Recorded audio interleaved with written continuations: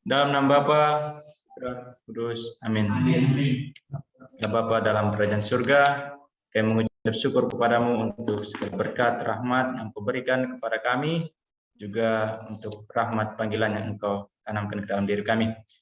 Bapa dalam surga, kami mohon berkat-Mu untuk pelajaran kami, kuliah kami hari ini, berkatilah dosen kami, dan kami mahasiswa agar dapat melakukan dinamika pembelajaran perkuliahan ini dengan baik. Ini doa dan harapan kami ya Tuhan, kami sampaikan kepadamu lewat perantaraan Kristus Tuhan kami. Amin. Dalam nama Bapa dan Putra dan Roh Kudus. Amin. Berkatilah dosen kami dan kami mahasiswa agar dapat melakukan dinamika pembelajaran. Wah, ini kita berdoa 2 kali. Tempat saya masih ada suara. Baik, teman-teman, selamat pagi untuk kita semuanya. Ya, pagi hari ini semoga kita sehat semuanya. Saya kuliah sambil jaga toko kelontong saya karena asisten saya ini sedang ikut kuliah online juga. Kita akan bersama-sama pada kesempatan ini membahas mulai hari ini adalah struktur dasar narasi di dalam Injil Sinoptik. Kita selalu memahami bahwa pada dasarnya urutan kisah di dalam Injil-Injil Sinoptik itu sama, ya, mirip lah. Kita bisa mengatakan mengapa menjadi mirip seperti itu antara Matius, Markus, dan Lukas, karena pasti ada kerjasama di antara mereka. Minimal 2 dari penginjil itu mengikuti pola yang sudah ada. Nah, kalau kita membahas tentang prioritas Markus kali lalu menjadikan Markus itu sebagai Injil yang pertama ditulis, maka lalu kita juga mengandaikan bahwa Injil Matius itu mengikuti kronologinya Markus. Injil Lukas itu juga mengikuti kronologinya Markus. Itu alasannya mengapa kronologi kisah di dalam ketiga Injil Sinoptik itu relatif sama. Ya, saya katakan relatif sama karena tidak sama persis dalam semua bagian. Itu kan yang kita sebut problem sinoptik dulu. Ada kesamaan dan ada perbedaan. Lalu bagaimana kita bisa menjelaskan kesamaan dan perbedaan ini? Maka dari struktur kisah, urut-urutan cerita di dalam ketiga Injil ini relatif sama dari bagian awal sampai bagian akhir. Tentu saja kita harus mengecualikan kisah kanak-kanak, karena di dalam kisah kanak-kanak kita menemukan bahwa Injil Markus itu tidak memiliki bagian ini. Maka pasti Markus tidak bisa dibaca bersama-sama dengan Matius dan Lukas, karena tidak punya. Tetapi sesudah kisah kanak-kanak, mulai dari Yesus dibaptis oleh Yohanes Pembaptis, sampai pada kisah-kisah kebangkitan, akan ada kesamaan yang relatif besar di antara ketiga penginjil sinoptik. Tentu saja ketika misalnya Matius mengikuti alurnya Markus, suatu saat Matius akan keluar dari jalur Markus ini sebentar. Ya, bercerita dengan ceritanya. Tetapi kemudian dia pasti akan kembali lagi ke kronologinya Markus. Misalnya lah ketika sudah mulai Yesus bekerja sampai di bab 5, lalu ada khotbah di bukit, bab 5 sampai bab 7. Markus tidak punya ini. Maka sebetulnya ketika Matius berbeda dengan Markus, Matius itu menghentikan dulu kronologinya Markus, dan kemudian dia berjalan dengan ceritanya sendiri. Tetapi setelah ceritanya sendiri selesai, dia akan melanjutkan kronologinya Markus. Ya, maka ini biasa kita temukan. Lukas juga seperti itu. Kalau Lukas misalnya punya Lukas 15, ya, cerita-cerita atau kisah-kisah tentang perumpamaan-perumpamaan itu. Perumpamaan dirham yang hilang, perumpamaan domba yang hilang, perumpamaan anak yang hilang, itu kan khas Lukas. Maka pada bagian itu kronologinya Markus berhenti sebentar. Kemudian Lukas menceritakan perumpamaan-perumpamaan itu. Setelah selesai menceritakan perumpamaan itu, Lukas akan kembali ke kronologinya Markus. Dengan demikian bisa kita simpulkan bahwa sebetulnya Matius dan Lukas mengikuti alur cerita, kronologi cerita yang sudah disusun oleh Markus. Ya, Lukas dan Matius tidak membuat sesuatu yang berbeda. Termasuk juga perjalanan Yesus yang hanya satu kali dari Galilea menuju ke Yerusalem. Sementara kemarin kita katakan kalau kita ikut Injil Yohanes, beberapa kali Yesus bolak-balik dari Galilea ke Yerusalem, pulang lagi ke Galilea, ke Yerusalem lagi, pulang lagi ke Galilea, dan pada akhirnya wafat di Yerusalem. Nah, dasar dari kronologi Markus, Matius, dan Lukas ini adalah satu kali perjalanan dari Galilea menuju ke Yerusalem. Dari wilayah utara di mana Yesus bekerja sampai ke Yerusalem. Maka baik kalau peta di bagian belakang kitab suci kita itu dilihat lagi, ya, kota-kota yang nanti akan banyak disebut di dalam perjanjian baru kita, di dalam Injil-Injil sinoptik itu perlu dilihat lagi. Pasti wilayah yang harus kita kenali pertama kali adalah wilayah utara. Kerajaan Israel bagian utara, yang kita kenal sebagai wilayah Galilea. Lalu disitulah Yesus itu dibesarkan di kota Nazaret. Meskipun dia dibesarkan di Nazaret, nanti tempat kerja dia terutama adalah di daerah Kapernaum. Jadi di daerah sekitar Danau Galilea. Ketemu Petrus, ketemu murid-murid yang lain, dan mengadakan banyak pengajaran di sekitar Danau Galilea. Sehingga Kapernaum itu praktis menjadi pusat pengajaran Yesus. Bukan di Nazaret yang adalah kota kelahirannya sendiri. Dari Kapernaum kemudian nanti Yesus sesudah melakukan perjalanan misi atau pelayanan misi di daerah Galilea, dia akan berjalan menuju ke selatan. Menuju ke daerah yang kita kenal sebagai daerah Yudea.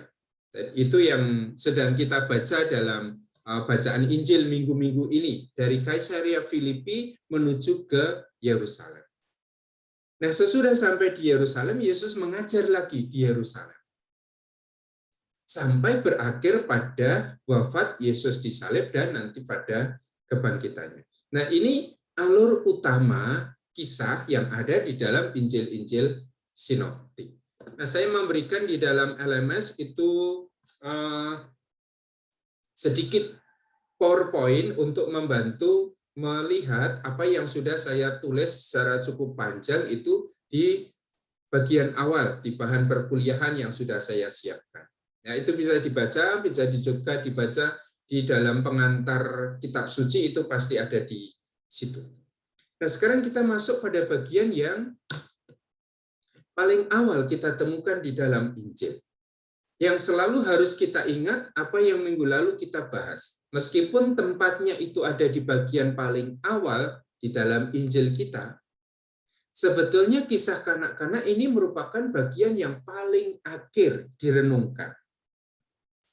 Maka ketika jemaat perdana itu merenungkan hidup Yesus, yang direnungkan pertama kali bukan kelahirannya. Ya, bukan kisah tentang malaikat yang memberitahu Maria. Bukan tentang Yusuf yang kemudian bermimpi.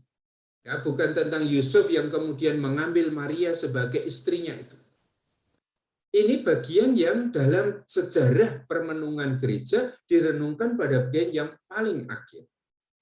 Tetapi dalam kisah di dalam Injil, kisah kanak-kanak itu ditempatkan di tempat yang paling depan. Ya, ini wajar. Yang namanya kisah tentang hidup seseorang itu pasti akan berawal dari kisah kanak-kanak itu. Maka kita lihat kisah kanak-kanak ini sebagai bagian yang paling akhir direnungkan. Nah, konsekuensinya apa? Kalau kisah kanak-kanak itu direnungkan, diingat-ingat, disusun kembali pada bagian akhir, berarti kisah kanak-kanak itu seutuhnya sudah dibuat sesudah orang-orang yang mengikuti Yesus itu mengalami peristiwa Paskah. Ya, berarti semua kisah kanak-kanak ini direnungkan berdasarkan peristiwa Paskah. Ya, peristiwa Paskah itu yang membuat orang mengenal siapa sebetulnya Yesus. Oh, Yesus yang mati di salib itu adalah Mesias. Oh, Yesus yang mati di salib itu adalah Tuhan. Oh, Yesus yang mati di salib itu adalah utusan Allah.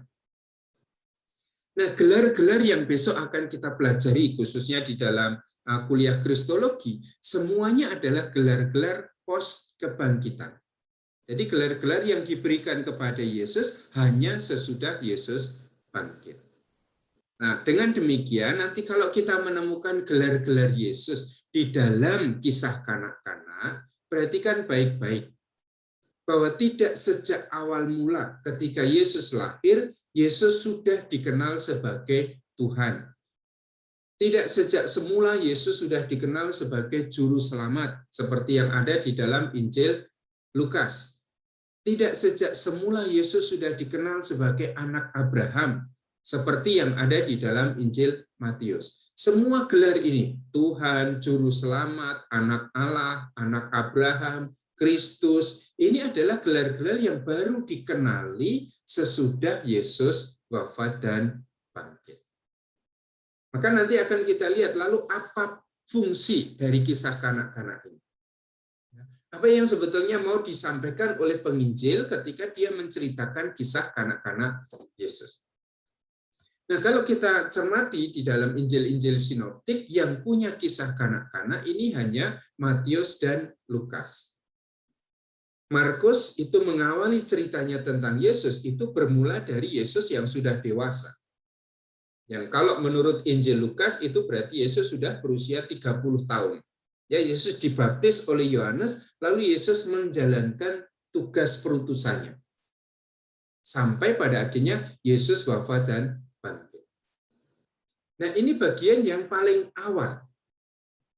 Yang kemarin saya katakan ketika Lukas dan Matius membaca kisahnya Markus, mereka sudah sangat terbiasa mungkin dengan tradisi Yunani tentang biografi. Suatu kisah utuh tentang seorang tokoh yang penting, entah sejarawan, entah kaisar, entah panglima, entah guru-guru mereka, biasanya biografi itu bermula tidak dari ketika orang sudah dewasa, tetapi bermula dari orang itu dilahirkan, sejak kelahiran. Sehingga Matius dan Lukas yang ditulis sesudah Markus lalu menambahkan bagian yang sekarang kita sebut sebagai kisah kanak-kanak. Dengan demikian kita sangat yakin bahwa bagian kisah kanak-kanak ini merupakan bagian yang ditambahkan dalam periode kemudian. Dalam sejarah pembentukan Injil-Injil sinoptik ini ditambahkan oleh Matius dan Lukas. Karena apa? Karena mereka mau melengkapi cerita tentang Yesus.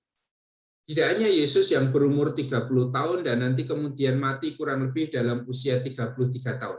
Tapi mau melengkapi kisah ini dari awal, dari kisah kelahiran sampai pada kisah kematian dan kebangkitan. Supaya cerita tentang Yesus itu menjadi lengkap. Ini yang kali lalu juga kita katakan, semakin panjang sebuah cerita, sebuah narasi, biasanya itu adalah tambahan. Ya, semakin pendek suatu cerita, ceritanya itu cerita yang asli.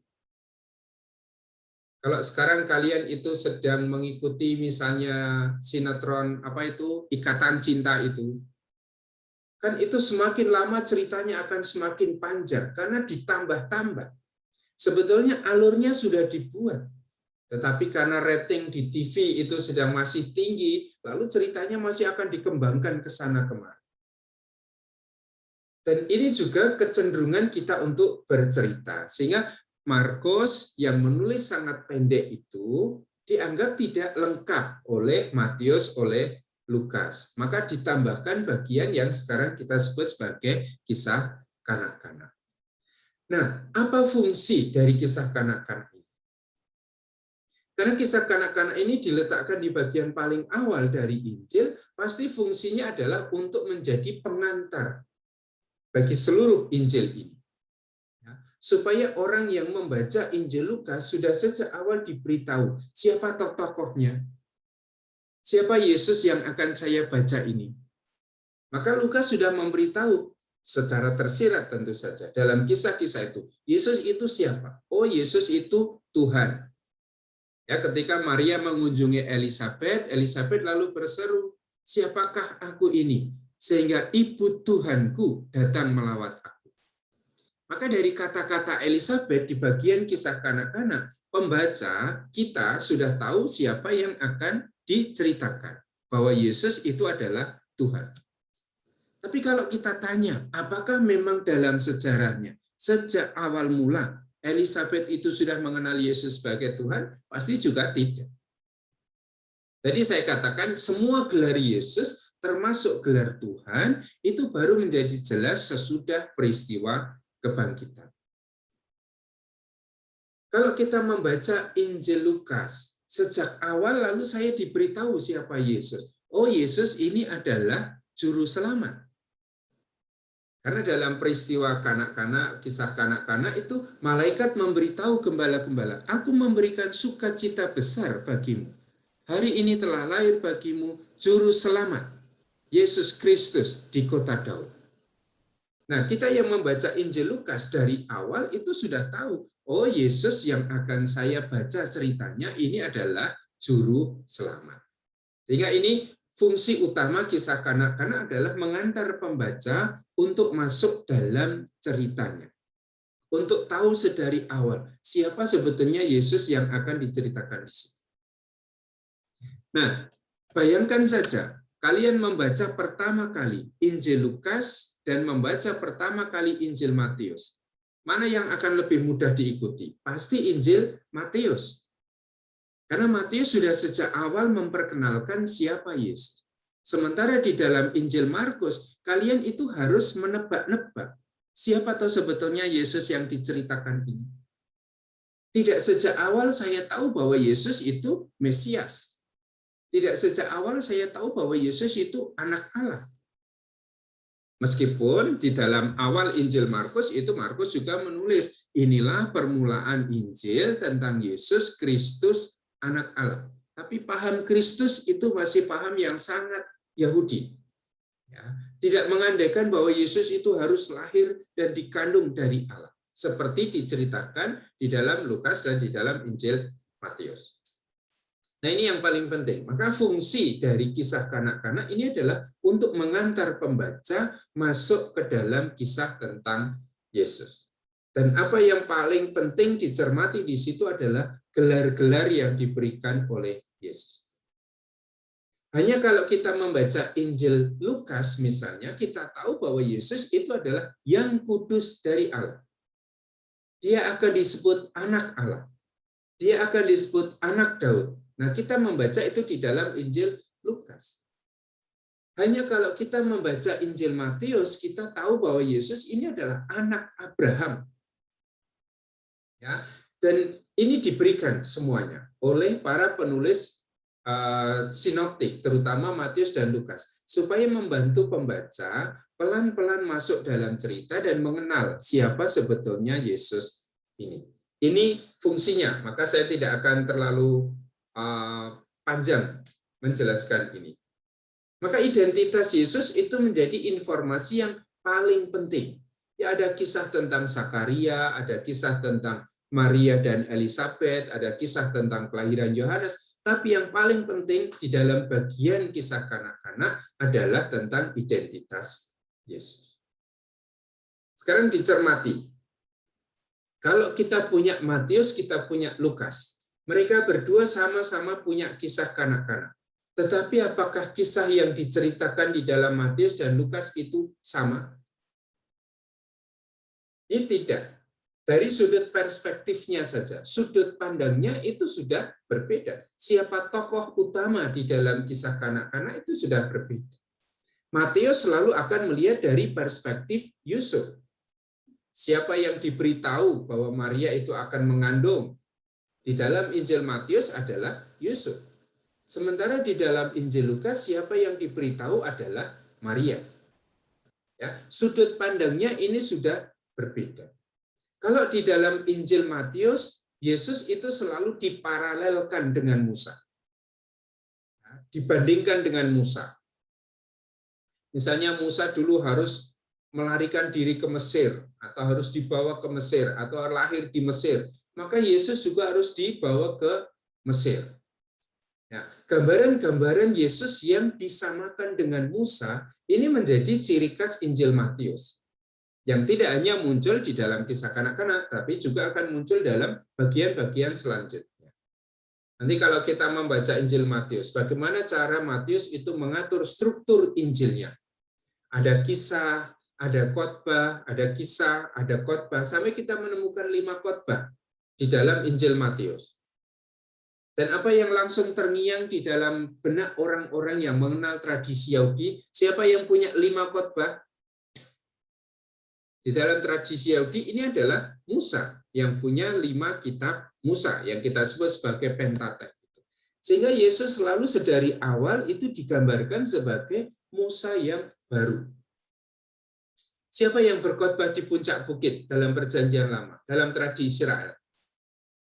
Itu adalah Musa, dan Yesus pun di bab 5 sampai bab 7 akan ditampilkan sebagai dia yang berkhotbah di bukit.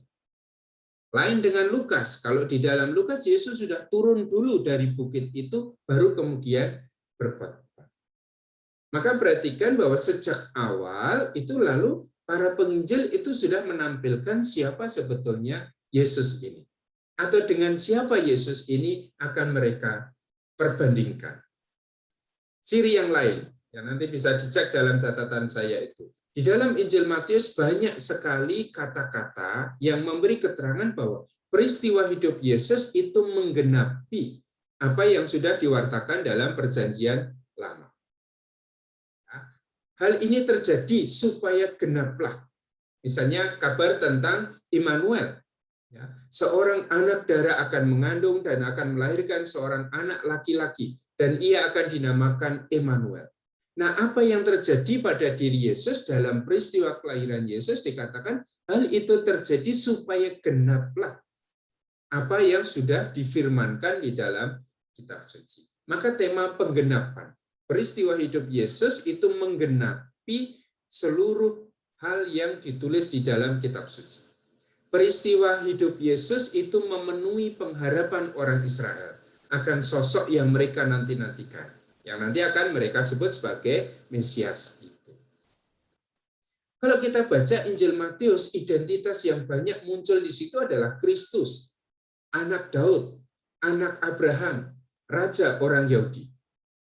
Ini tema yang sering muncul di dalam kisah kanak-kanak di dalam Injil Matius. Yesus itu siapa? Atau Kristus. Maka Matius sejak awal sudah mengatakan kepada para pembacanya bahwa Yesus adalah Kristus.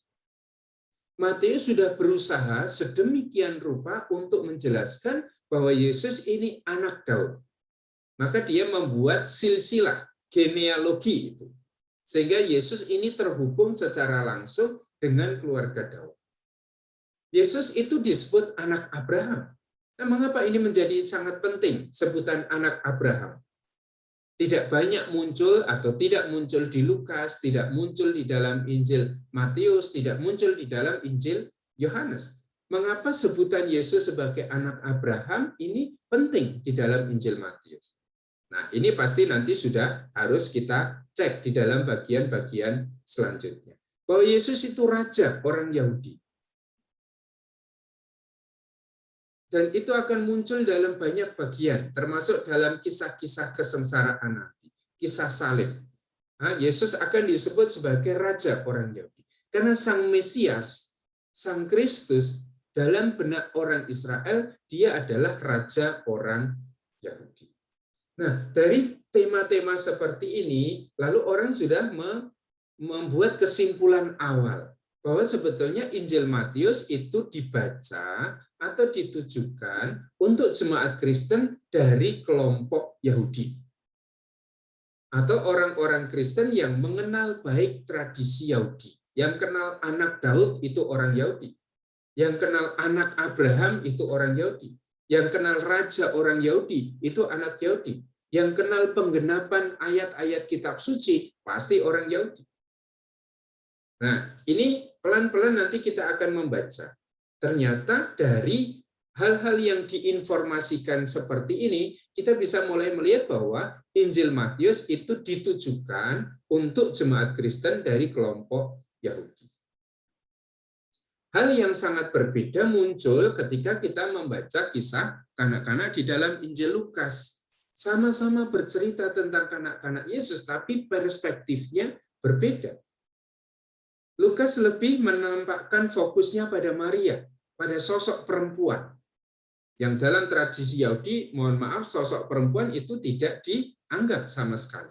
Maka tidak ditampilkan tokoh Maria, tapi ditampilkan tokoh Yusuf. Sementara Lukas yang mungkin sudah hidup dalam zaman, dalam situasi, dalam budaya yang berbeda dari budaya Yahudi, sudah menampakkan suatu kesan positif tentang wanita. Maka juga yang menerima berita gembira adalah Maria.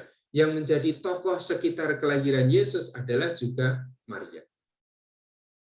Kalau di dalam Injil Matius, Yesus itu selalu diperbandingkan dengan Musa, berarti tokoh yang sangat jauh, tapi itu tokoh utama dalam tradisi Israel. Dalam Injil Lukas, Yesus dibandingkan dengan siapa? Yesus dibandingkan dengan Yohanes Pembaptis. Berarti itu bukan tokoh yang berasal dari zaman yang sangat jauh. Tetapi Yohanes Pembaptis itu nabi besar yang juga hidup pada zaman Yesus. Sejaman dengan Yesus. Nah, orang Yahudi pada waktu itu, orang Israel sudah sangat mengakui ketokohan Yohanes ini. Maka di dalam banyak cerita di dalam Injil Lukas, detailnya minggu depan akan kita bahas, Yesus itu banyak diparalelkan dengan Yohanes.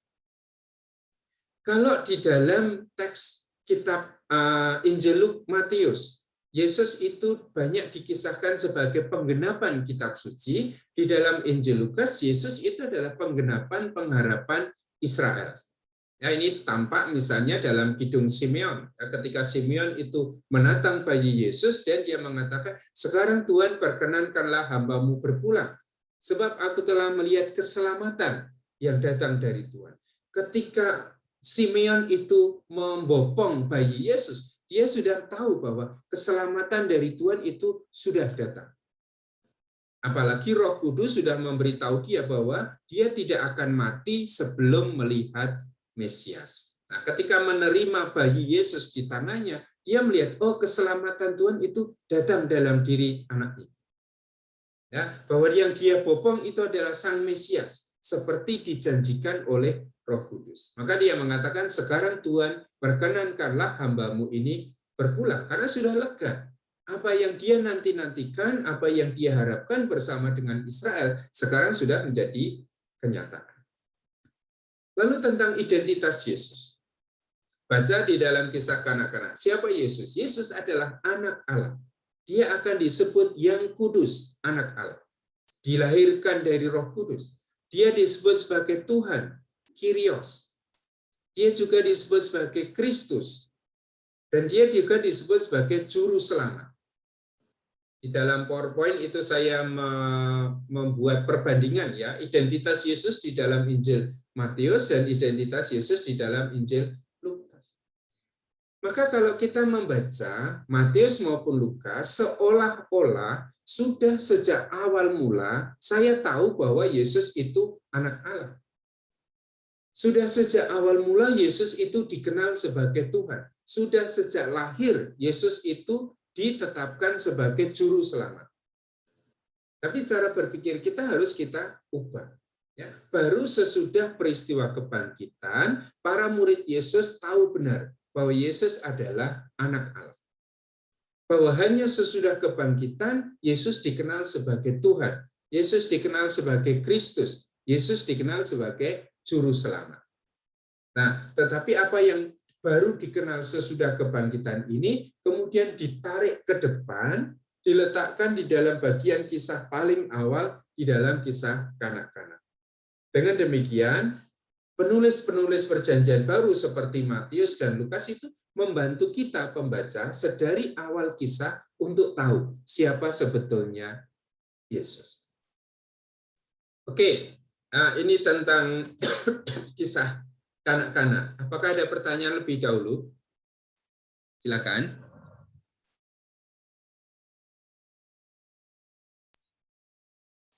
Dari saya, Romo. Ya. Ini mengenai Injil Matius.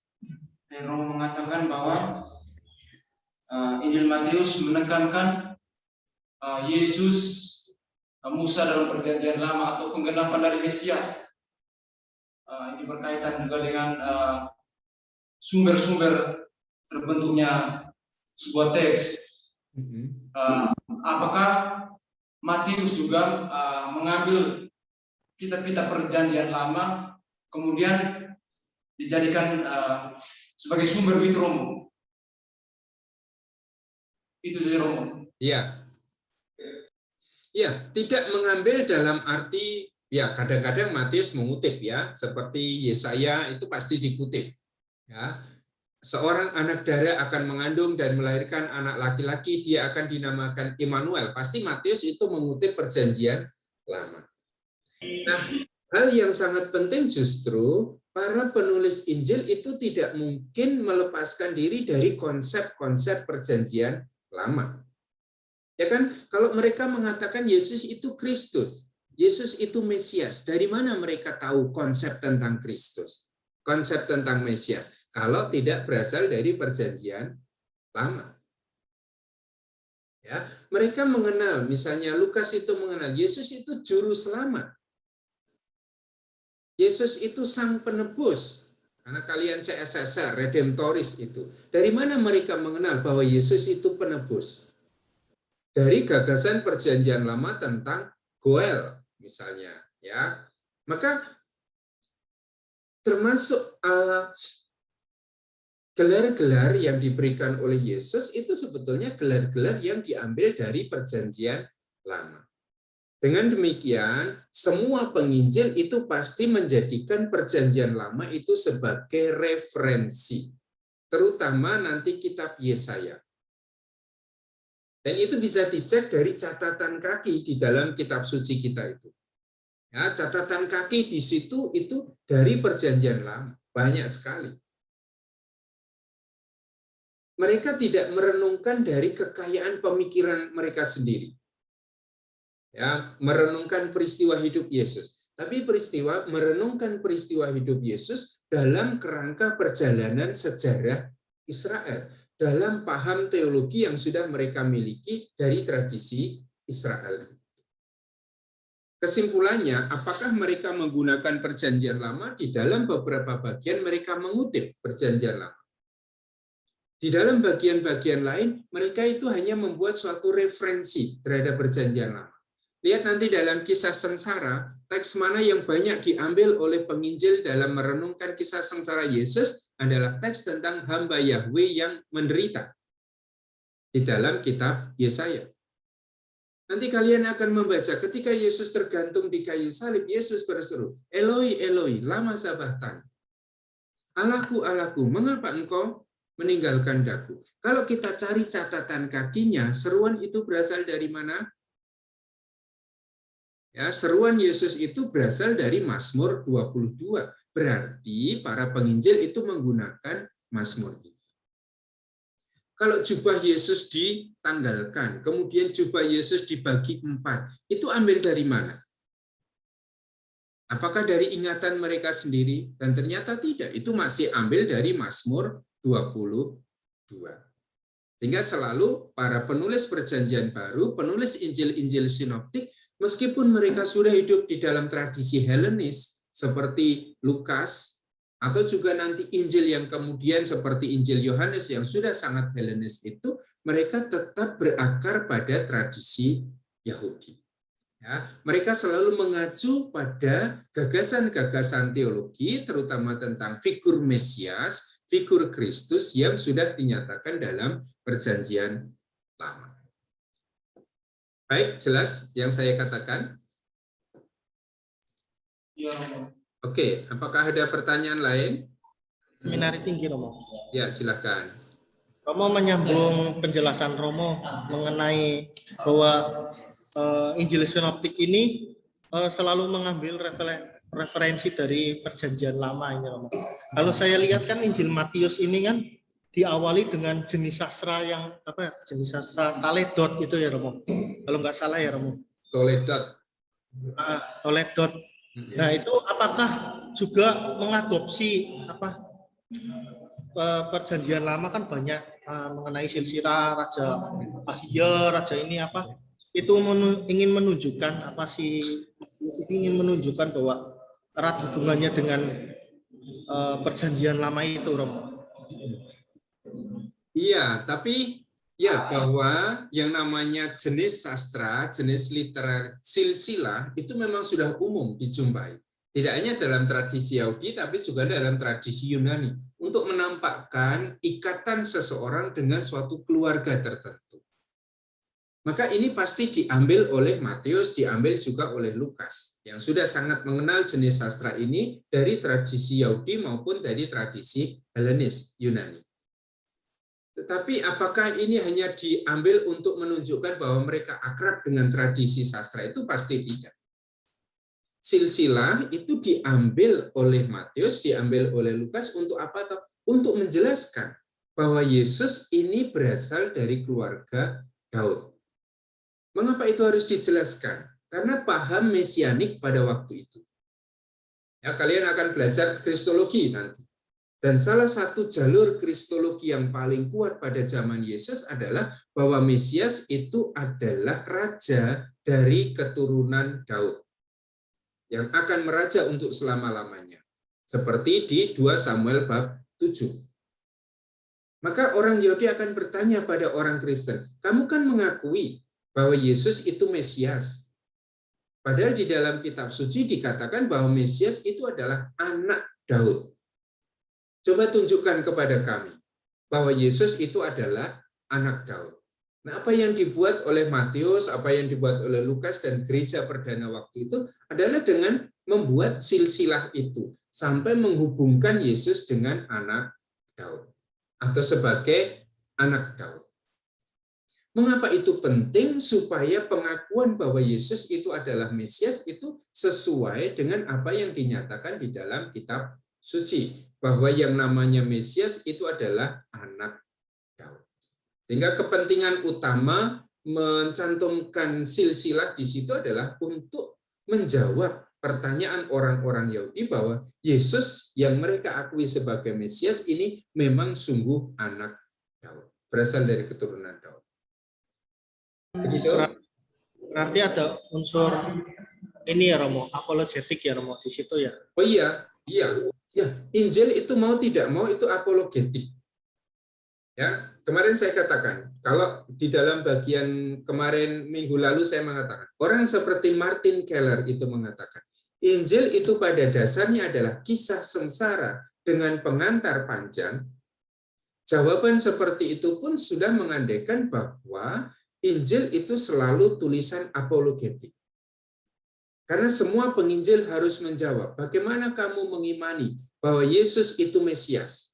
Padahal dia anaknya Maria, anaknya Yusuf. Bagaimana kamu menjelaskan bahwa Yesus ini anaknya Daud? Ya. Apologetik juga, bagaimana kamu menjelaskan bahwa Yesus yang mati di salib itu adalah Mesias? Padahal menurut kitab Ulangan, dia yang mati digantung di pohon itu adalah orang yang dikutuk oleh Allah.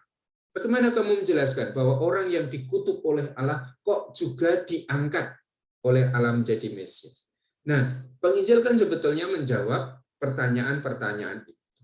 Hingga selalu di dalam Injil-Injil kita itu tidak hanya sharing pengalaman iman untuk orang-orang yang sesama beriman, tetapi Injil kita itu juga punya peran apologi, membela iman akan Yesus. Sehingga Injil ini tidak hanya ditujukan untuk orang-orang Kristen pasti, tetapi Injil ini juga ditujukan untuk orang-orang yang melawan iman Kristiani. Nah, mereka melawan iman Kristiani, lalu penginjil memberi jawaban. Jawabannya tidak dalam rumus-rumus rumus-rumus teologi, tetapi jawabannya ada dalam kisah-kisah. Begitu? Terima kasih Romo. Baik, masih ada yang lain untuk pengantar kisah kanak-kanak ini? Dari SD Romo. Ya, silakan. Saya tadi kan Romo menjelaskan bahwa kisah mengenai kebangkitan itu menjadi titik pangkalnya untuk kisah-kisah sebelumnya sampai dengan kisah kelahiran. Apakah itu juga yang bisa menjadi alasan mengapa di dalam Injil kisah remajanya Yesus itu tidak terlalu diekspos? Artinya para penginjil itu karena fokus pada kisah kebangkitan, kemudian mereka tidak terlalu memberi ruang pada kisah remajanya, dan baru kemudian kepada kisah anak-anak zaman Yesus kanak-kanak. Iya. Terima kasih.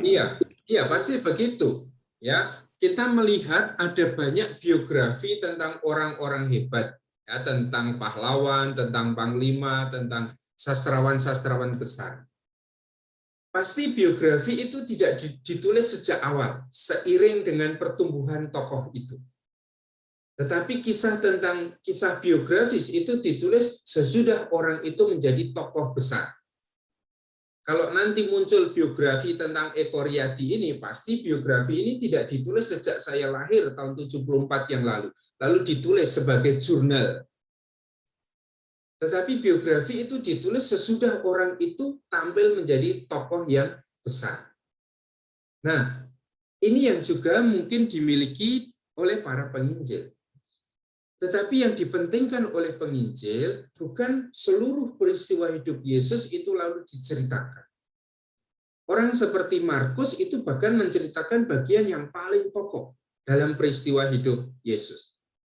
Ya, dari Yesus mulai dibaptis, mulai bekerja, sampai Yesus wafat dan bangkit. Ini bagian yang paling pokok di dalam Injil.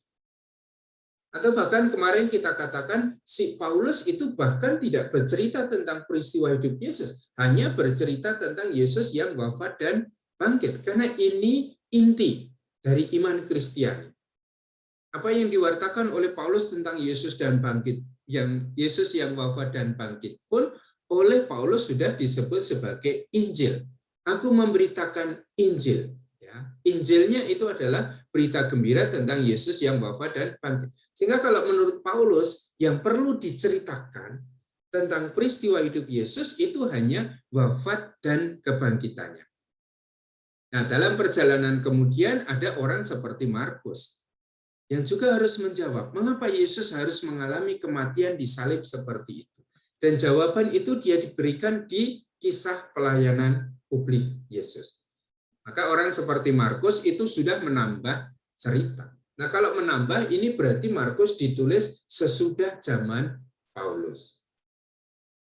Ini cukup menurut Markus. Tetapi dalam perjalanan kemudian, semakin dikenal peristiwa hidup Yesus, orang masih kenal mungkin Maria. Orang masih kenal mungkin orang-orang yang juga mengenal peristiwa-peristiwa hidup Yesus. Lalu ditambahkan cerita tentang Yesus kanak-kanak. Maka ini pun bukan merupakan suatu bagian yang sangat inti. Tadi saya katakan, mengapa ditambahkan kisah kanak-kanak ini hanya untuk menjelaskan siapa sebetulnya Yesus. Nah, kalau sudah dijelaskan di kisah kanak-kanak, lalu tidak perlu dijelaskan di bagian kisah Yesus yang remaja ini. Semuanya sudah menjadi jelas. Identitas Yesus itu sudah jelas sejak kisah kanak-kanak. Saya kira itu yang juga menjadi pertimbangan, ya, bahwa yang penting itu bukan menceritakan seluruh peristiwa hidup Yesus dari kanak-kanak sampai pada kematian dan kebangkitannya. Yang perlu adalah menceritakan siapa sebetulnya Yesus yang wafat dan bangkit. Ketiga penginjil itu memberi porsi besar sejak Yesus dibaptis oleh Yohanes sampai Yesus wafat dan bangkit. Nah, kemudian hanya dua penginjil yang merasa perlu memberi pengantar. Masa sih cerita biografi seseorang itu mulai tiba-tiba dari dia umur usia 30? Maka kemudian diberikanlah kisah kanak-kanak yang tidak bertujuan untuk menceritakan sedari awal peristiwa hidup Yesus, tetapi bertujuan untuk mengantar pembaca pada apa yang akan ditemukan di dalam kisah tentang Yesus, terutama untuk mengantar pembaca tahu identitas Yesus. Nah, itu yang tadi saya sebut sebagai fungsi utama dari kisah kanak-kanak. Dengan demikian, lalu fokus perhatian penginjil tidak mau menceritakan seluruh peristiwa dari tahun ke tahun, dari waktu ke waktu. Sehingga bisa sangat dipahami bahwa bagian kisah Yesus remaja ini hilang, karena mungkin memang tidak direnungkan oleh jemaat perdana waktu itu. Tidak menjadi suatu bagian yang sangat penting dalam permenungan gereja. Ingat saja, kalau Yesus itu wafat tahun 30-an. Kemudian para rasul itu sudah mulai meninggal sebagai martir atau sudah mulai pergi ke tanah misi pada tahun 65. Berarti sejak tahun 65 tidak ada saksi mata yang bisa memberi keterangan tentang peristiwa hidup Yesus. Para rasul itu tahu enggak masa-masa remaja Yesus? Enggak kan? Para rasul itu praktis hanya tahu sejak mereka dipanggil oleh Yesus di Kapernaum dan kemudian mengikuti Yesus sampai akhir. Mereka adalah saksi mata yang bisa bercerita tentang peristiwa hidup Yesus. Sementara peristiwa-peristiwa hidup Yesus sebelum Yesus dibaptis oleh Yohanes dan memulai pekerjaannya, tidak ada orang yang bisa memberi kesaksian tentang rentang waktu itu. Dari 12 tahun katakanlah sampai pada usia 30 tahun. Dan saya kira itu tidak menjadi concern, tidak menjadi sesuatu yang dipentingkan oleh penginjil. Karena yang dipentingkan oleh penginjil adalah bagaimana menjelaskan bahwa Yesus yang wafat di salib ini adalah Mesias, adalah anak Allah. Maka cukup diceritakan mulai Yesus bekerja sampai Yesus wafat dan bangkit. Atau ada pandangan lain, jawaban yang lain, atau pendapat yang lain, silakan. Saya Romo. Ya, silakan.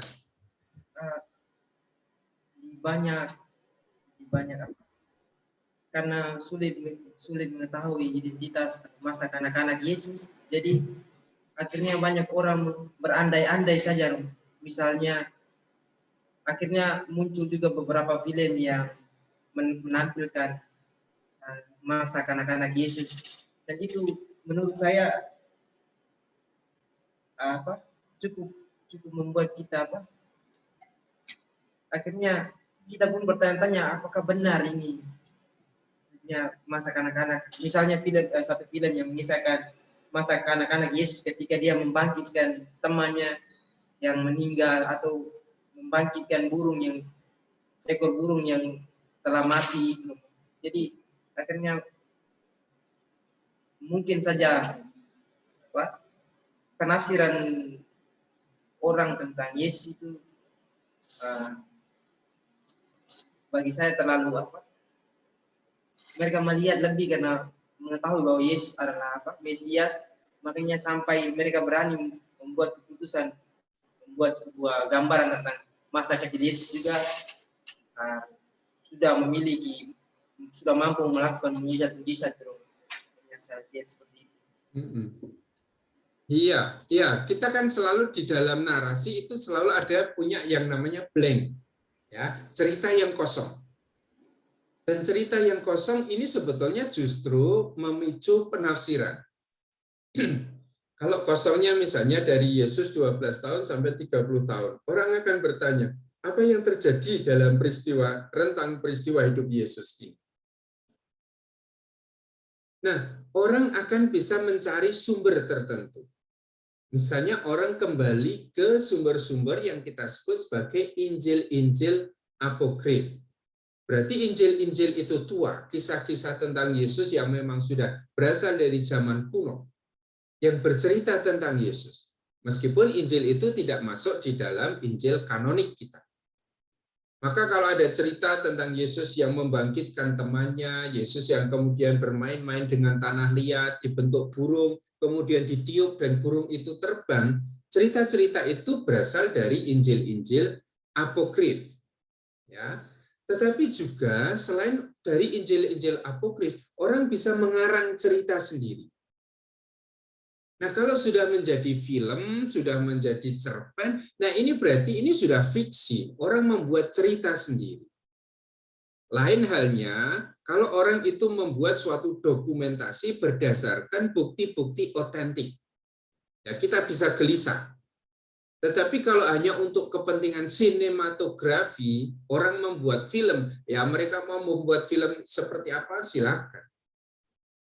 Ya, dalam kemerdekaan orang berkreasi, terutama dalam tradisi Kristiani kita, ya seringkali itu mengganggu kita.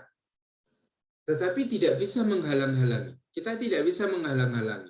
Mereka hidup dengan pekerjaan mereka di situ, membuat film itu. Hanya kita yang bisa tahu. Ya, dulu ada novel The Da Vinci Code itu. Orang sudah gelisah. Apakah memang peristiwa hidup Yesus seperti yang ada di novel itu? Ya namanya saja novel, fiksi. Maka itu juga dibuat sesuai dengan pengarang. Dengan demikian kalau kita melihat ada sekian banyak itu cerita-cerita tentang Yesus yang bercerita pada peristiwa yang kosong, tidak diceritakan di dalam Injil, ya silakan saja. Kita hanya bisa mengecek kepada mereka, kamu dapat berita itu dari mana? Oh, saya dapat berita dari Injil-Injil apokrif, dan itu terjadi. Kalau kita misalnya punya peringatan Santo Yoakim dan Santa Ana, dapat informasi dari mana? Bahwa ibu dan bapaknya Maria adalah Yoakim dan Ana. Kan dari Injil-Injil apokrif itu. Nah, orang bisa mengisi ruang kosong ini dengan mencari informasi di Injil-Injil apokrif. Jadi tulisan-tulisan yang memang sejaman dengan Perjanjian Baru. Atau kita juga bisa membuat suatu fiksi tersendiri, cerita tersendiri. Saya membayangkan Yesus usia 12-30 tahun, apa yang dia buat. Dan saya buat cerita. Masalahnya, apakah itu nanti akan diterima sebagai, oh itu yang terjadi pada peristiwa hidup Yesus? Pasti tidak. Ya, maka kita membedakan mana informasi biblis, alkitabiah, mana informasi-informasi yang cirinya sinematografis. Itu urusan orang yang membuat film, yang tidak selalu didasarkan pada teks alkitabiah kita. Nah, sehingga kalau melihat, ya tentu saja kalau melihat film-film itu dan film-film menarik, orang-orang Kristen yang sederhana juga seringkali terganggu. Apakah Yesus memang itu pacaran dengan Maria Magdalena? Seperti digambarkan di dalam film-film itu, bahkan punya anak dari Maria Magdalena, seperti di The Da Vinci Code itu. Nah, ini kan tergantung pada keterampilan kita untuk menganalisa kebenaran. Apakah teks-teks itu bersumber pada Perjanjian Baru, ataukah bersumber pada Injil-Injil apokrif, ataukah sebetulnya itu murni khayalan, fiksi, cerita yang dibuat oleh seorang penulis cerita. Sehingga kita tidak perlu itu terlalu gelisah dengan apa yang ada di film. Ya, kalau kita sebagai orang yang tahu ini gelisah, apalagi orang-orang yang Kristen, orang-orang Katolik yang tidak pernah belajar kitab suci. Maka kita yang harus mendampingi mereka untuk melihat mana kebenarannya. Ya, mana yang memang menjadi tradisi iman kita dan mana yang sebetulnya ini hanya konsumsi orang-orang yang senang nonton film. Ya, tapi sesuatu yang kosong, sesuatu yang sifatnya itu belum ada informasinya, itu pasti menarik untuk diceritakan. Sesuatu yang misteri itu menarik orang untuk membukanya. Kami dulu setiap minggu di seminari tinggi ketika saya frater itu harus membuat suatu renungan. Renungan itu dipasang di pojok unit 3 itu. Jadi kalau dari seminari mau menuju ke kapel atau mau menuju ke FTW, orang pasti lihat renungan itu. Dipasang di figura. Dan lalu ada bagian yang seperti daun gitu, ditutup. Lalu di bagian ini ditulis, jangan dibuka. Nah, karena ditulis jangan dibuka, apa kecenderungan orang? Pasti malah akan membuka tulisan itu. Nah, ketika lembaran kertas yang ditulisi jangan dibuka itu dibuka, lalu yang kelihatan di situ adalah cermin. Maka orang memberi renungan seperti itu. Lihat siapa kamu, diminta untuk tidak membuka, malah kamu buka. Maka kalau ada sesuatu di dalam cerita yang rahasia, yang tidak dikisahkan, justru menarik banyak orang untuk tahu apa sebetulnya yang terjadi di situ. Itu penjelasan saya. Baik, masih ada 1 atau 2 lagi? Kasih Romo. Oke. Kita akan lanjut.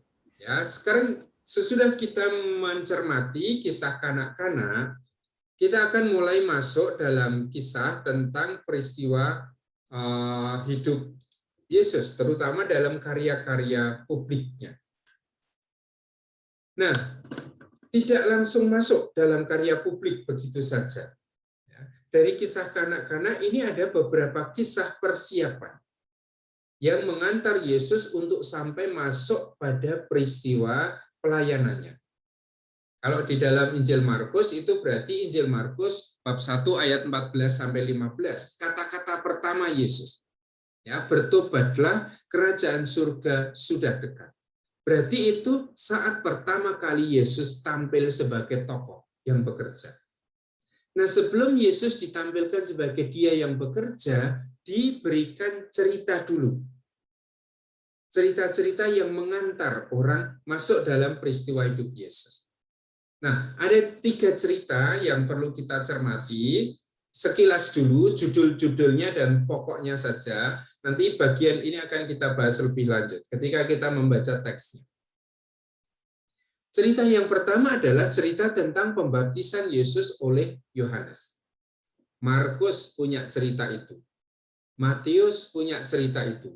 Lukas punya cerita itu. Sehingga sebelum Yesus itu bekerja, diceritakan bahwa Yesus itu dibaptis oleh Yohanes. Dibaptis di mana? Di Sungai Yordan. Maka peristiwa hidup Yesus itu dikaitkan dengan peristiwa Yohanes Pembaptis. Tokoh besar pada zaman itu. Nabi besar yang dihormati oleh orang-orang Israel pada zaman itu. Nah, meskipun sama-sama memiliki, dan ini nanti untuk latihan, membaca pribadi atau membaca kelompok, coba bandingkan peristiwa pembaptisan yang ada di dalam Injil Markus, di dalam Injil Lukas, di dalam Injil Matius. Apakah persis sama? Ya, peristiwanya sama. Yesus dibaptis oleh Yohanes Pembaptis, tetapi ada perbedaan di situ. Dan ini yang kita sebut sebagai problem sinoptik. Ada kesamaan sekaligus ada perbedaan. Nah, kalau ada perbedaan, kita harus bertanya, mengapa beda? Ambil contoh, misalnya di dalam Injil Matius. Sebelum Yesus dibaptis oleh Yohanes, Yohanes mengatakan, aku yang harusnya engkau baptis. Tetapi engkau datang untuk aku baptis. Maka ada dialog antara Yesus dengan Yohanes yang tidak ditemukan di Markus, tidak juga ditemukan di dalam Injil Lukas. Sehingga orang lalu akan bertanya, kita sebagai pembaca Matius bertanya, mengapa Matius menambahkan atau memiliki dialog pembukaan antara Yesus dan Yohanes yang tidak dimiliki oleh Markus, tidak dimiliki oleh Lukas. Nah, coba nanti kisah pembaptisan Yesus oleh Yohanes ini dijadikan bahan untuk belajar, membanding-bandingkan apa yang sama, apa yang berbeda. Ya, di jam ketiga nanti. Ambil teks ini, kalau di dalam Injil Markus berarti Markus bab 1 ayat 9 sampai 11. Di dalam Injil Lukas nanti dicari paralelnya, Injil Matius paralelnya, dan pasti itu lebih panjang. Temukan di mana unsur-unsur yang sama dari kisah pembaptisan ini. Temukan juga di mana unsur-unsur yang berbeda. Apa yang khas di dalam Injil Matius, apa yang khas di dalam Injil Lukas. Dan coba cari penjelasannya. Nah, ini yang minggu depan kita akan mulai mendiskusikan. Mungkin SCY mendiskusikan itu dan menemukan di mana kesamaannya dan di mana perbedaannya. Kalau sama, penjelasannya gampang. Markus itu diambil oleh Matius, atau Markus itu diambil oleh Lukas, atau Markus itu diambil oleh dua-duanya. Yang sulit adalah menjelaskan perbedaannya. Tapi sekali lagi seperti sejak awal kita katakan, justru perbedaan itulah yang menampakkan kekhasan penginjil itu. Maka kalau kita itu hanya sibuk dengan yang sama dari ketiga Injil, kita akan kehilangan banyak hal. Tetapi kalau kita berhenti pada apa yang berbeda, yang khas dari situ, maka kita akan menemukan sesuatu yang lain. Contoh tadi, mengapa Matius harus menampilkan dialog antara Yesus dengan Yohanes sebelum Yohanes membaptis Yesus. Pasti ada alasan di situ. Ya, Lukas itu juga menempatkan Yohanes itu secara khas dalam seluruh rangkaian peristiwa hidup Yesus. Kalau misalnya di dalam Injil Markus, di dalam Injil Matius, Yesus datang dari Galilea menuju ke Yudea untuk dibaptis oleh Yohanes. Maka tujuan kedatangan Yesus adalah untuk dibaptis oleh Yohanes. Temukan itu di dalam Injil Lukas. Ada atau tidak? Bahkan di dalam Injil Lukas, cari di dalam Injil Lukas. Apakah Yesus dibaptis oleh Yohanes Pembaptis? Apakah Lukas mengatakan secara eksplisit bahwa Yesus itu dibaptis oleh Yohanes Pembaptis? Nah, ini tema yang nanti bisa kita cari dalam studi pribadi maupun studi kelompok di jam ketiga. Mencoba untuk mengenali di mana kesamaan dan di mana perbedaan. Kalau ada perbedaan, jelaskan. Mengapa beda? Ya, dari mana kita bisa menemukan informasi-informasi tentang itu? Pasti dari komentar-komentar Injil Sinoptik. Maka komentar-komentar itu nanti dipakai. Nah, ini cerita persiapan yang pertama.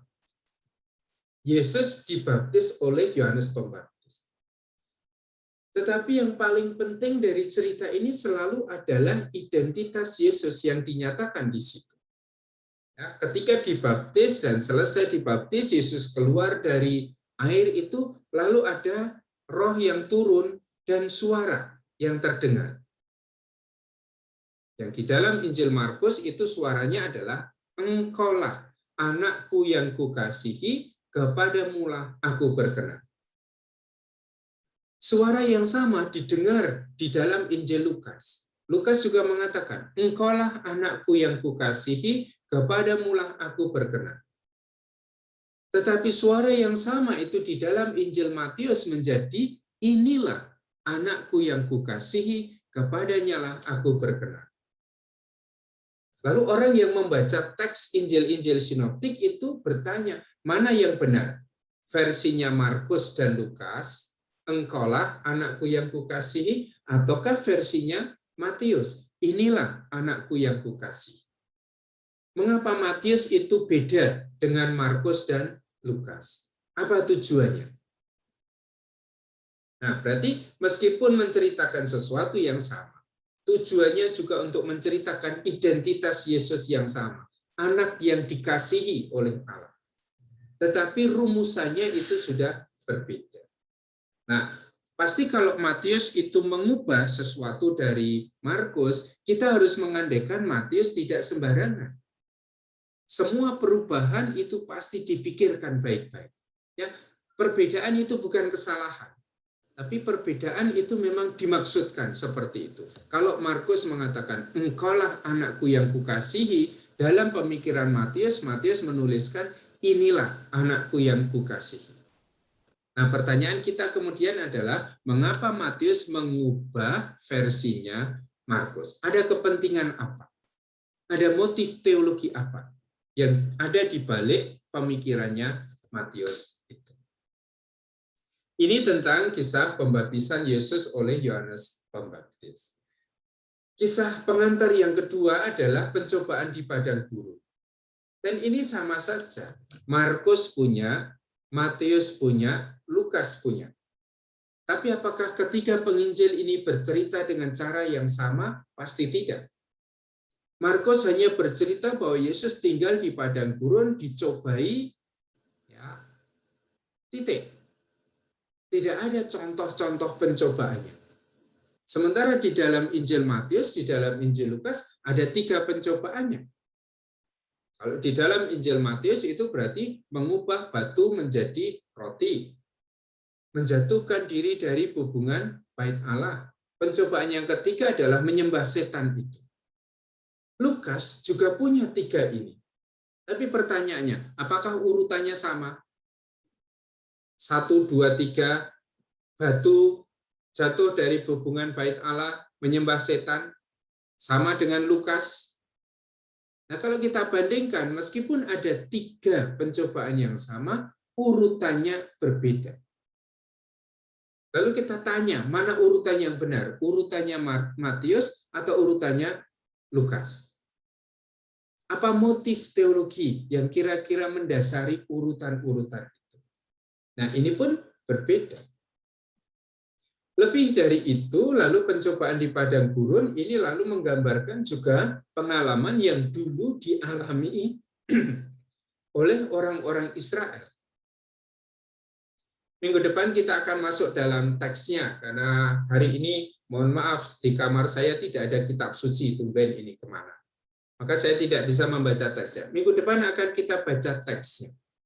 Bahwa apa yang terjadi pada peristiwa hidup Yesus itu sebetulnya mengacu pada apa yang terjadi di padang gurun. Coba lihat teks di Matius atau di Lukas atau di Markus, catatan kakinya. Ya. Ketika Yesus diminta untuk mengubah batu menjadi roti, apa jawaban Yesus? Minta tolong Ivan bacakan. Ketika Yesus diminta untuk mengubah batu menjadi roti, apa jawaban Yesus?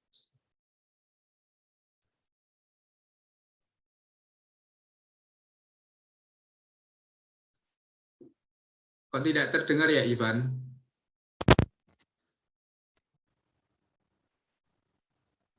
S. Ya, coba. Dari Matius, bunyinya begini, Romo. Manusia hidup bukan hanya dari roti saja, tetapi dari setiap firman yang keluar dari mulut Allah.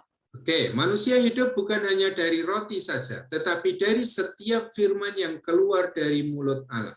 Coba kalian cari catatan kakinya. Diambil dari mana? Kata-kata Yesus itu? Ulangan bab 8 ayat 3. Ulangan bab 8 ayat 3. Kalau kita mencari Ulangan bab 8 ayat 3, itu peristiwanya apa? Peristiwanya adalah ketika orang Israel kelaparan di padang gurun. Dan Allah akan mengatakan, ya, aku memang membuat engkau lapar, supaya aku tahu apa yang ada di dalam hatimu. Apakah engkau berpihak padaku atau tidak? Dan ternyata ketika orang Israel di padang gurun lapar, mereka menggerutu, mereka bersungut-sungut, mereka menyalahkan Musa, mereka menyalahkan Allah. Lalu dengan dibuat lapar, Allah tahu sebetulnya apa yang tersimpan di dalam hati orang Israel, bahwa mereka tidak berpihak pada Allah. Sekarang ketika Yesus itu berpuasa 40 hari di padang gurun, lapar, dicobai dengan rasa lapar itu, diminta untuk mengubah batu menjadi roti, Yesus mengatakan manusia hidup bukan dari roti saja, tetapi dari setiap firman yang keluar dari mulut Allah. Berarti itu adalah kata-kata yang dulu diucapkan oleh Allah untuk orang Israel. Nah, ini tadi jawaban juga untuk teman yang siapa tadi yang bertanya, apakah para penginjil itu menjadikan perjanjian lama sebagai sumber, sebagai referensi? Iya. Bahkan kata-kata Yesus ini pun diambil dari teks di dalam perjanjian lama. Nah, yang beda apa? Dulu di dalam perjanjian lama di padang gurun mereka dicobai dan mereka selalu jatuh. Tetapi sekarang Yesus di padang gurun dicobai dan Yesus tidak pernah jatuh.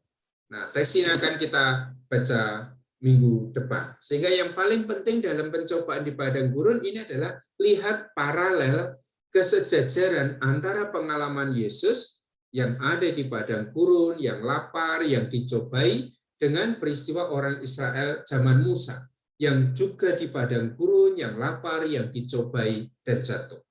Sementara Yesus tidak pernah jatuh dalam pencobaan itu. Teks yang terakhir, atau teks ketiga yang merupakan bagian dari pengantar untuk masuk dalam peristiwa hidup Yesus adalah pelayanan Yohanes Pembaptis sebagai orang yang berseru-seru di padang gurun, menyerukan pertobatan. Dan apa yang paling penting untuk kita ingat dalam seruan Yohanes Pembaptis ini, seruan Yohanes Pembaptis inilah yang nanti akan digemakan lagi, akan diteruskan lagi oleh Yesus. Di padang gurun Yesus sudah menyerukan, bertobatlah, kerajaan Allah sudah dekat. Kapak itu sudah siap untuk menebang pohon ini. Maka kalau kamu tidak bertobat, kamu akan hancur. Nah, warta pertobatan yang dibawa oleh Yohanes Pembaptis ini kemudian dibawa oleh Yesus. Ketika pertama kali Yesus berbicara, Yesus juga mewartakan pesan yang sama. Bertobatlah, kerajaan surga sudah dekat. Dengan demikian kita bisa mengatakan ya dalam kesadaran ini bahwa sebetulnya gerakan Yesus merupakan kelanjutan dari gerakan Yohanes Pembaptis. Hanya Yohanes Pembaptis memberitakan pertobatan itu di selatan, di wilayah Yudea, di sekitar Sungai Yordan. Nanti Yesus akan memberitakan pertobatan itu di utara, di Galilea. Tetapi fakta bahwa Yesus datang kepada Yohanes untuk dibaptis oleh Yohanes Pembaptis itu sudah menunjukkan bahwa Yesus terpikat pada warta pertobatan yang diserukan oleh Yohanes. Nah, saya yakin bahwa kalau saya mengatakan ini, Yesus itu terpikat pada warta pertobatan yang diwartakan oleh Yohanes Pembaptis, banyak di antara kalian atau umat kita yang mungkin tidak senang. Karena apa? Karena seolah-olah Yesus itu lebih kecil daripada Yohanes Pembaptis. Tetapi justru inilah pergulatan gereja perdana waktu itu, untuk menempatkan Yohanes Pembaptis dalam seluruh kerangka pengenalan kita akan Yesus. Siapa sebetulnya Yohanes Pembaptis? Siapa sebetulnya Yesus? Kalau kita cari teks Yunani, teks Romawi, teks Yahudi pada waktu itu, di antara Yohanes dan Yesus ini, siapa sebetulnya yang paling banyak diceritakan? Yesus atau Yohanes? Keyakinan kalian siapa? Yang lebih banyak diceritakan adalah Yohanes. Yang dianggap sebagai nabi besar itu Yohanes. Cerita tentang Yesus di dalam sastra Yunani, Romawi, Yahudi itu sedikit sekali. Maka figur besar yang dikenal pada zaman itu sebagai nabi adalah Yohanes. Tetapi sesudah Yohanes datang Yesus. Yesus juga punya murid-murid. Murid-muridnya Yesus akan selalu mengatakan Yesus lebih hebat daripada Yohanes. Maka sekarang dalam perjalanan kemudian gereja perdana harus melihat ulang siapa Yohanes Pembaptis, siapa Yesus.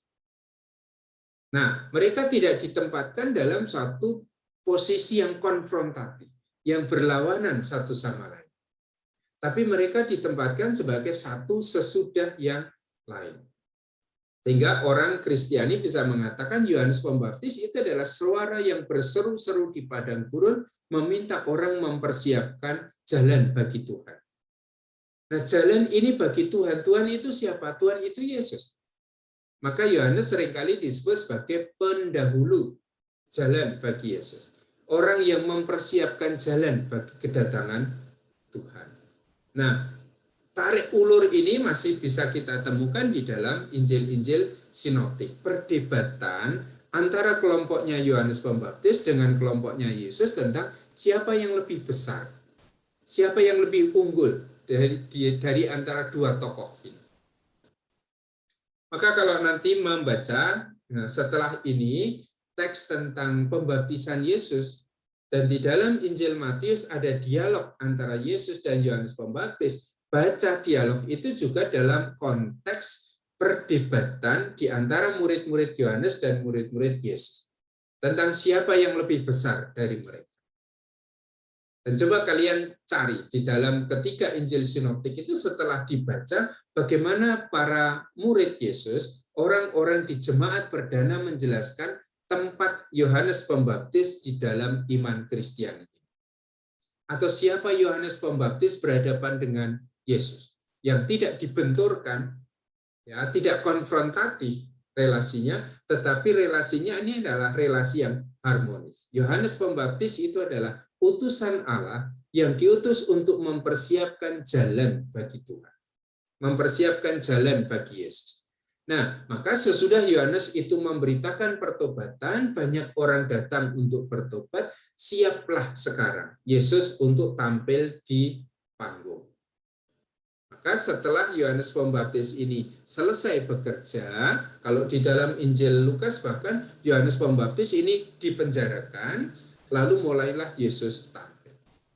Dan apa yang memotivasi Yesus untuk pergi ke Galilea memberitakan Injil adalah peristiwa Yohanes Pembaptis yang ditangkap. Ya, maka sebelum masuk dalam peristiwa hidup Yesus, penginjil itu sudah memberikan lebih dahulu kisah tentang pelayanan Yohanes. Dengan demikian, seluruh peristiwa hidup Yesus nanti sudah ditandai dengan warta pertobatan Yohanes. Maka kita bisa membaca juga seluruh peristiwa hidup Yesus ini tidak lain juga melanjutkan seruan-seruan pertobatan yang diwartakan oleh Yohanes. Memang nanti dalam perjalanan waktu lalu ada cerita-cerita yang akhirnya khas Yesus. Yesus tidak hanya memberitakan pertobatan misalnya, tetapi dia juga mengajar hal-hal yang lain, dia melakukan banyak mujizat yang membuat orang merasa bahwa Yesus ini berbeda dari Yohanes Pembaptis. Ya, Yesus ini figur yang khas, yang tidak sama saja dengan Yohanes Pembaptis. Dan para pengikut Yesus pasti menempatkan Yesus itu selalu lebih tinggi, lebih hebat daripada Yohanes Pembaptis. Tapi murid-muridnya Yohanes Pembaptis akan menempatkan Yohanes itu lebih hebat daripada murid-muridnya Yesus.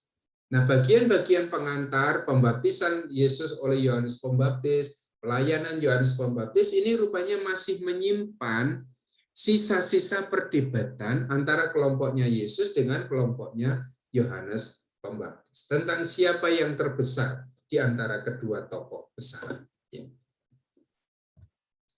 Oke, masih ada pertanyaan?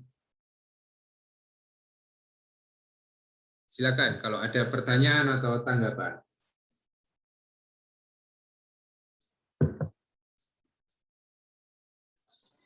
Kita baru akan membaca teksnya secara rinci minggu depan. Ya, dalam pertemuan minggu depan. Dan mohon setelah pertemuan ini jam ketiga digunakan untuk membaca kisah tentang pelayanan Yohanes Pembaptis atau pembaptisan Yesus oleh Yohanes. Kalau kalian mau, berarti dari pembaptisan sampai pelayanan Yohanes Pembaptis. Dan coba dicari di situ, apa kesamaan dan apa perbedaan. Dan kalau ada sesuatu yang berbeda yang menurut kalian ini khas, lalu cari, mengapa ada kekhasan ini dalam Injil tertentu. Misalnya dalam Injil Matius kok ada kekhasan tertentu. Di dalam Injil Lukas atau di dalam Injil Matius itu ada pencobaannya. Yesus diminta untuk mengubah roti menjadi batu menjadi roti. Yesus diminta untuk menjatuhkan diri dari hubungan bait Allah. Yesus diminta untuk menyembah setan. Urutannya kalau di dalam Injil Matius seperti itu. Di dalam Injil Lukas yang pertama sama. Yesus diminta untuk mengubah batu menjadi roti. Yang kedua, Yesus diminta untuk menyembah setan. Yang ketiga, Yesus diminta untuk menjatuhkan diri dari hubungan bait Allah. Sama-sama punya 3 pencobaan, tetapi mengapa urutannya berbeda? Mana latar belakang teologi yang dimiliki oleh Matius, mana latar belakang teologi yang dimiliki oleh Lukas ketika mereka menyusun urutan pencobaan-pencobaan. Tapi fokus untuk jam ketiga lebih pada kisah tentang pembaptisan Yesus oleh Yohanes. Cari kesamaannya di mana, perbedaannya di mana. Kalau menemukan perbedaan, lalu jawab pertanyaan itu. Mengapa berbeda? Mengapa Matius berbeda dari Markus? Ya, mengapa Lukas mungkin berbeda dari Markus, berbeda dari Matius? Nah, itu yang minggu depan akan kita gunakan di awal untuk diskusi tentang bagian persiapan karya pelayanan publik Yesus ini. Baik, masih ada pertanyaan atau hal yang harus saya jelaskan?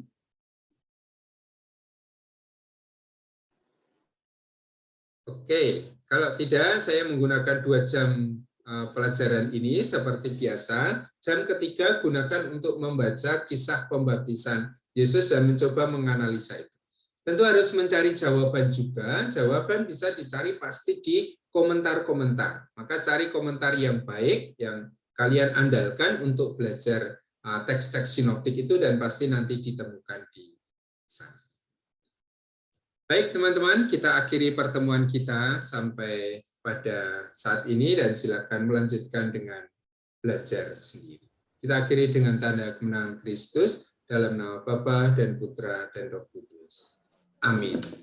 Terima kasih, sampai bertemu kembali minggu yang akan datang. Romo. Terima Terima kasih Romo. kasih, saya akhiri pertemuan kita.